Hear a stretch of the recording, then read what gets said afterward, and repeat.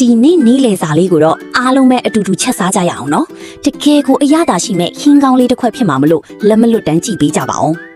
လူတော်များများကကြက်သားငရုတ်သီး6ဆက်ကိုကြိုက်ကြပေမဲ့ဆိုင်ကားလို့အရသာမျိုးရအောင်မချက်တတ်ကြဘူးနော်ဒီနေ့တော့လောက်ရတာရိုးရှင်းပြီးဆက်ဆက်မွေးမွေးနဲ့ရှယ်ကောင်းတဲ့အိမ်ချက်နည်းလေးကိုမျှဝေပေးပါမယ်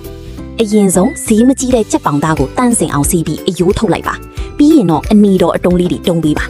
တုံးထားတဲ့ကြက်သားတွေကိုဟင်းချက်ဝိုင်းတစ်စုံစားတစ်စုံငရုတ်ကောင်းမုံပဲငပိရီအကြည့်တစ်စုံကြက်ဥအနစ်တစ်လုံးနဲ့ပြောင်းပိုးမုံအနည်းငယ်ထည့်ပါသမအောင်နေပြီး10မိနစ်လောက်နှက်ထားပြီးပါ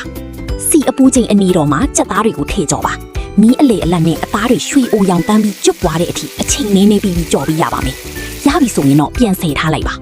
ဦးထဲမှာစီအနည်းငယ်ချမ်းပြီးကြက်တုံဖြူဂျင်းကြက်တုံမြက်နဲ့ငရုတ်သီး6များများထည့်ပါမြေပုံငရုတ်ကောင်းတဆုပ်စာတို့ကိုအနံ့မွှေးလာအောင်အရင်စီတတ်ပါပြီးတော့မှကြော်ထားတဲ့ကြက်သားတုံးလေးတွေပြန်ထည့်ပါ